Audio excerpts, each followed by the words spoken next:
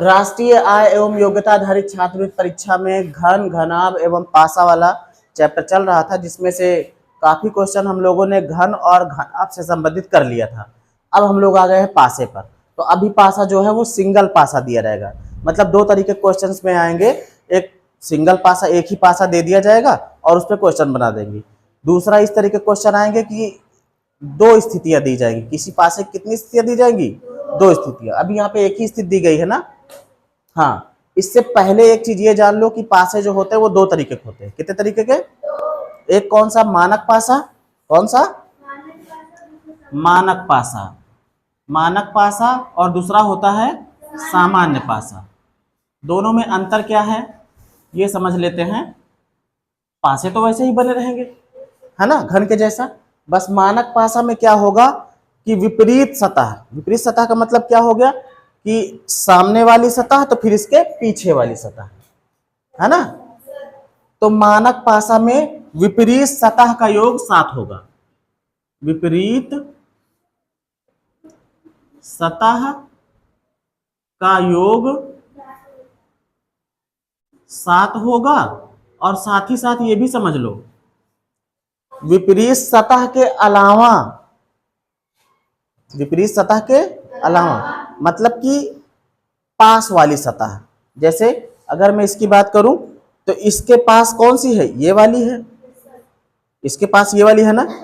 इसके पास ये वाली भी तो है ना। और इसके पास ये वाली भी है और इसके पास ये वाली है।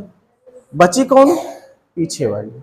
मतलब किसी एक सतह की अगर हम बात कर लें तो उसके पास वाली कुल कितनी सतह होती है? 6 ही तो होती हैं।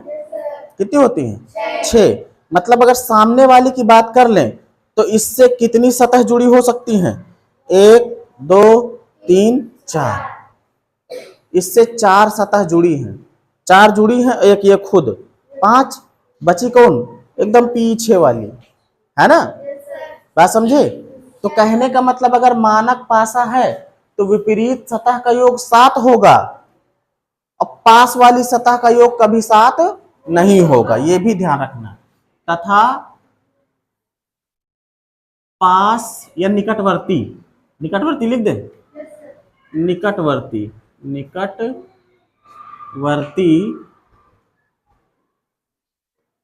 सतह का योग, सतह का योग 7 नहीं होगा।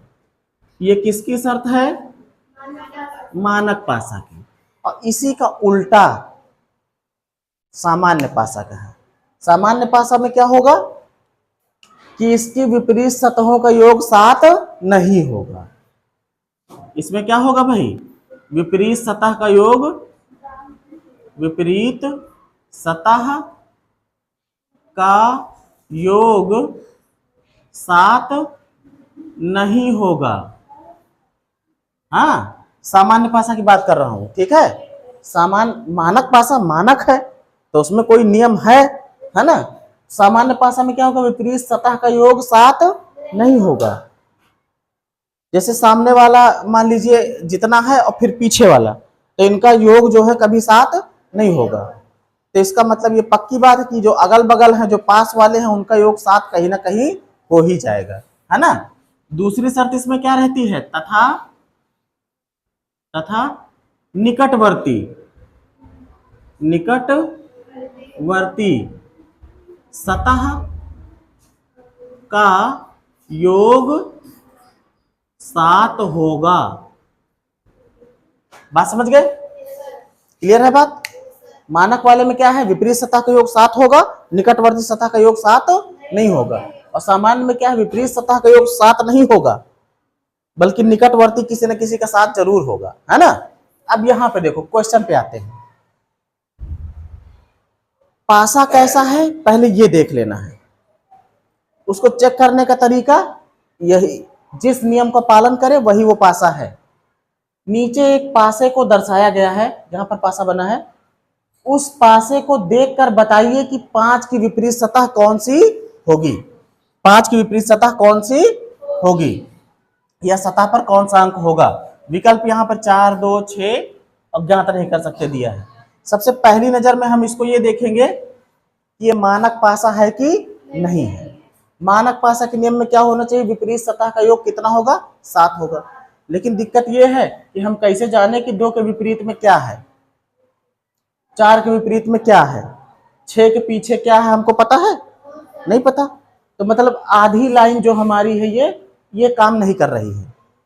दूसरी क्या है, निकटवर्ती सतह का योग 7 नहीं होगा। अब पास पास वाली, जैसे 2 के पास में कौन है, 6, 2 और 6 कितना हो गया, 8 हो गया, 7 तो नहीं हुआ ना। 2 और 4 कितना हो गया, 6 हो गया, 7 तो नहीं हुआ ना। 6 और 4 कितना हो गया, 7 तो नहीं हुआ ना। मतलब दूसरी आधी कंडीशन तो नहीं फॉलो हो रही है, लेकिन आधी तो हो रही है कि निकटवर्ती सतह का जो है वो योग 7 नहीं हुआ। इसका मतलब ये मानक पासा है। अरे बात को समझो, अगर निकटवर्ती सतह का योग 7 नहीं हो रहा है, इसका मतलब विपरीत वाले का तो होगा ही होगा। भाई हमको ये नहीं पता है कि इसके पीछे कौन है, क्योंकि दिख नहीं रहा, लेकिन नियम के हिसाब से हम समझ जाएंगे। नियम ये कहता है कि पहले तो ये जानो कि मानक पासा है कि नहीं है। मानक पासा जानने के लिए आधी लाइन ये कहती है कि विपरीत सतह का योग 7 होगा, लेकिन हमको तो विपरीत सतह पता ही नहीं लग पाएगी कि 2 के पीछे यहाँ नीचे क्या है, ऊपर 2 है तो नीचे क्या है, ये हमको पता नहीं है। सामने 6 है तो पीछे क्या है, ये हमको पता नहीं है। तो इतनी बात तो हमारी नहीं क्लियर कर पा रही। लेकिन आधी बात ये क्या करें, निकटवर्ती सतहों का योग 7 नहीं होगा। अगर निकट वाली जो सतह है उनका योग 7 नहीं हो रहा है तो फिर वो मानक पासा है। तो देखो इनको हमने सबको जोड़ा आपस में, इसको इसको इसको इसको इसको इसको, किसी का योग 7 आया नहीं आया ना। इसका मतलब ये मानक पासा है, और मानक पासा है तो काम तो बन ही गया। मानक पासा ये कहता है कि विपरीत सतह का योग 7 होगा, आमने सामने वाली का जो है वो 7 होगा। मतलब अगर कह रहा कि 5 की विपरीत सतह क्या होगी, 5 तो यहां दिया नहीं है ना, लेकिन हमको पता है 5 के विपरीत में कौन होगा कि जोड़ने पे कितना आ जाए, 7 आ जाए। जोड़ने पे कितना आ जाए, 7 आ जाए। तो 5 में कितना जोड़ोगे तो 7 आएगा, 2। मतलब विकल्प कौन सही है ना। अब इसको देखो, नीचे एक मानक पासे को दर्शाया गया, यहाँ पे लिख दिया है कि ये मानक पासा है। मानक पासा है तो जो निकटवर्ती सतह है उनका योग कभी 7 नहीं होगा। देखो 2 1 3, 2 4 6, 4 1 5, 7 नहीं हुआ ना किसी का योग, मानक पासा है ये, है ना। अब क्या कह रहा है, बताइए कि पासे में अंक 2 की निचली सतह पर कौन सा अंक अंकित है। मतलब 2 के नीचे क्या होगा, जोड़ने पे जिससे 7 आ जाए। 2 में कितना जोड़े कि 7 आ जाए, 5। तो उत्तर कौन सा हो जाएगा, ए वाला, है ना। अब इसको देखो, निम्न पासे की स्थिति को देखकर ज्ञात करें कि 1 की विपरीत सतह कौन सी होगी। ये पासा बना है, पहला काम तो हमको यही देखना है कि ये मानक है ये सामान्य है। मानक वाले के हिसाब से अगर होता तो जो निकटवर्ती सतह है उनका योग कभी 7 नहीं होता। चेक करो जरा इसमें, 5 6 11 नहीं हुआ, 5 1 6 नहीं हुआ, लेकिन 6 और 1 निकटवर्ती सतह का योग 7 हो जा रहा है। और अगर निकटवर्ती सतह का योग 7 होगा तो फिर वो कैसा पासा है, अब अगर वो सामान्य पासा हो गया तो एक नई समस्या है। समस्या क्या है, नई समस्या उसमें यह बनेगी कि आप जो अभी तक ये नियम लगाते कि विपरीत सतह का योग 7 हो जाएगा, उसके हिसाब से अभी तक हम निकाल लेते थे कि 2 में कितना जोड़े तो जो है 7 हो जाए, 2 में कितना जोड़े तो 7 हो जाए, तो 5 मिल जाता था कि इसके 2 के विपरीत में क्या है, 5 है। अब वो कानून अब इसमें नहीं लगेगा, है ना। तो अब कौन सा लगेगा, किसको पूछ रहा, कह रहा है 1 की विपरीत सतह, 1 के पीछे वहां क्या है। तो अब इसमें बस एक ही जुगाड़ लग सकता है, जो दिख रहा है वो तो नहीं है पीछे। 1 के पीछे 5 और 6 नहीं है, तो कुल 6 ही तो होते हैं भाई।